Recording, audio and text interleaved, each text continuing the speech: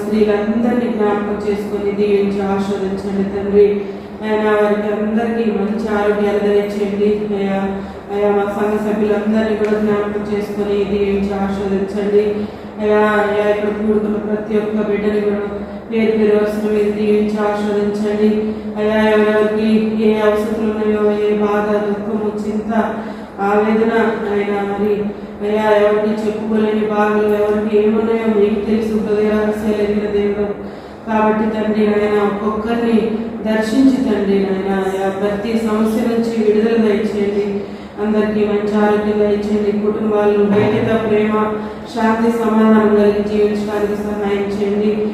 అసమానుడైన వాడు అవమానపరచడు నిన్ను, ఓటమి ఎరుగని మన దేవుడు ఓడిపోనివ్వడు నిన్ను. ఘనకార్యాలెన్నో నీకై చేసిన వాడు కష్టకాలమందు నీ చేయి విడచునా, అసాధ్యములెన్నో దాటించిన నాడు శ్రమలో నిన్ను దాటిపోవునా. సియోను దేవుడే నిన్ను సిగ్గుపడనివ్వడు, కనికరాపూర్ణుడే నీ కన్నీరు తుడచును. పరిస్థితులన్నీ చేజారిపోయినా, ఎంతగానో శ్రమపడినా, ఫలితమేమి లేకున్నా, అనుకున్నవన్నీ దూరమైపోయినా, మంచి రోజులు వస్తాయని నిరీక్షణే లేకున్నా, మారని నరరాతని దిగులు పడకుమా. మారాలనగా మార్చును నీకై, మేలులతో నిన్ను తృప్తిపరచును. సియోను దేవుడే నిన్ను సిగ్గుపడనివ్వడు, కనికరాపూర్ణుడే నీ కన్నీరు తుడచును.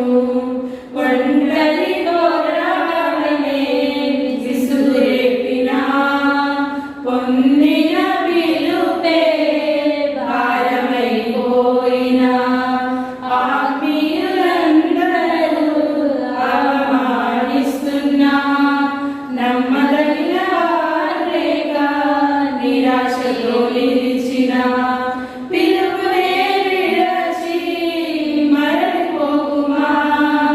న్యాయానికి మధ్యే నాలుగురిక నిలుపును నిన్ను, పిలచిన దేవుడు నిన్ను విడచిపోవునా.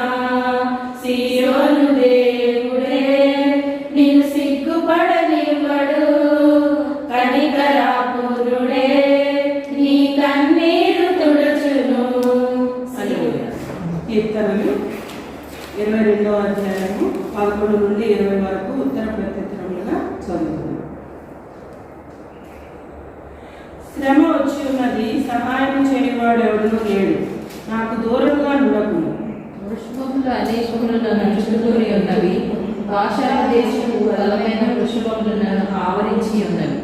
చీల్చుచు గర్జించుచు నుండి సింహం వలె వారు నోళ్లు తెరుచుచున్నారు. నేను నీళ్ళవలె పారవేయబడి ఉన్నాను, నా ఎముకలన్నీ సానబడి ఉన్నవి, నా హృదయం నా కణాలు నన్ను మైనం వలె కరిగి ఉన్నది. నా బలము ఎండిపోయి చిల్ల పెంకు వలె ఆయను, నా నాలుక నా దవడను అంటుకుని ఉన్నది. నీవు నన్ను ప్రేతల భూమిలో పడవేసి ఉన్నావు. కుక్కలు నన్ను చుట్టుకొని ఉన్నవి, దుర్మార్గులు గుమిగూడి నన్ను ఆవరించి ఉన్నారు, వారి చేతులను నా పాదములను పొడిచి ఉన్నారు. నా ఎముకలన్నీ నేను లెక్కింపగలను, వారు నిదానించుచు నన్ను తేరి చూచుచున్నారు. నా వస్త్రములు వారు పంచుకుంటున్నారు, నా మీద చీట్లు వేయుచున్నారు. యెహోవా దూరంగా ఉండకుము, నా బలమా త్వరపడి నాకు సహాయం చేయము.